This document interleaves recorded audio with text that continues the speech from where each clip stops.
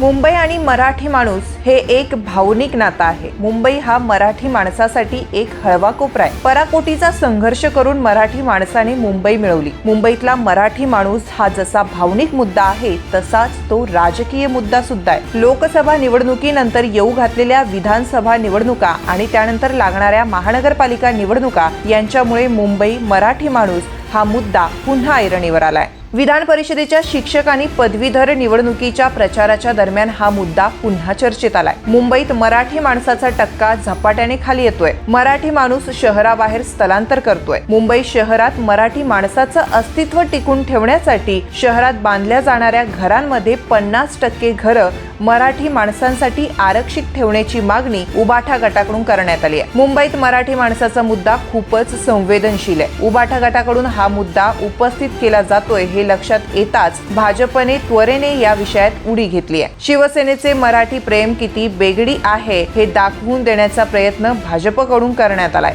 आणि या मोहिमेचं नेतृत्व केलंय ते मुंबई भाजपचे अध्यक्ष आमदार आशिष शेलार यांनी। मराठी माणसाच्या संदर्भात उबाठा सेनेच्या धोरणावर त्यांनी असंख्य प्रश्न उपस्थित केलाय। उबाठा सेनेची मागणी म्हणजे वराती मागून घोडे आणि उशिरा सुचलेलं शहाणपण असल्याची घणाघाती टीका आशिष शेलार यांनी केली आहे। मराठी माणसाने लोकसभा निवडणुकीत उबाठा सेनेला चांगलीच पाठ दाखवली आहे आणि म्हणूनच मराठी माणसाला फसवण्याचा पुन्हा नवा धंदा उबाठा सेनेने केला आहे असं आशिष शेलार यांनी सांगितलंय। मुंबई महानगरपालिकेमध्ये एक हाती सत्ता ठाकरे कुटुंबियांकडे होती, उद्धवजींकडे होती, पण मराठी माणसाच्या घराच्या निर्मितीसाठीची कुठली योजना, कुठली तरतूद, कुठलं धोरण, कुठलं तूट आणि कुठला विषय हा त्या ठिकाणी त्यांनी मांडलेला नाही। 2.5 वर्ष उद्धवजी स्वतः मुख्यमंत्री होते, त्या काळात सुद्धा असा कायदा आणू शकले असते, पण स्वतः उद्धवजींना आणि उबाठा सेनेला माहिती आहे भारतीय संविधानाच्या असलेल्या चौकटीमध्ये अशा पद्धतीची विधेयकं टिकू शकतील का।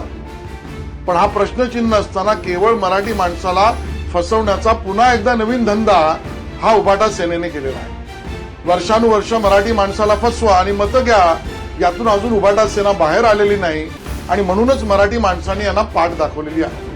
आणि अनिल परब आणि उबाठा सेनेला माझं थेट आव्हान आहे, जर एवढंच मराठी माणसांच्या घराबद्दलची तुम्हाला चिंता असेल तर मोहम्मद अली रोडवर निर्माण होणाऱ्या नवीन इमारतींच्या विकासामध्ये 50% मराठी माणसाला घरं देण्याचा प्रस्ताव तुम्ही ठेवणार का?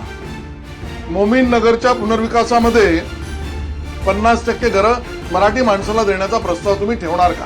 उबाठा सेनेच्या मागणीत ना मराठी माणसाचा विचार आहे ना मराठी माणसाच्या घरांचा विचार आहे। उबाठा सेनेला मराठी माणसांची काळजी असती तर बिल्डरांना 50% प्रीमियमची खैरात वाटताना उद्धव ठाकरे आणि आदित्य ठाकरे यांनी ही अट घातली असती, ती त्यांनी का टाकली नाही असा खडा सवाल आशिष शेलार यांनी केलाय। 25 वर्ष मुंबई महानगरपालिकेवर सत्ता असताना मराठी माणसाच्या घरांचा मुद्दा उद्धव ठाकरे यांना का सुचला नाही? मुख्यमंत्री असताना उद्धव ठाकरे त्यांनी तसा कायदा का आणला नाही? मराठी माणसाला घर द्यायचंच असेल तर मोहम्मद अली रोडवरील पुनर्वसनात मराठी माणसाला 50% घर आरक्षित ठेवणार आहात का असा प्रश्न शेलार यांनी उद्धव ठाकरे आणि अनिल परब यांना केलाय।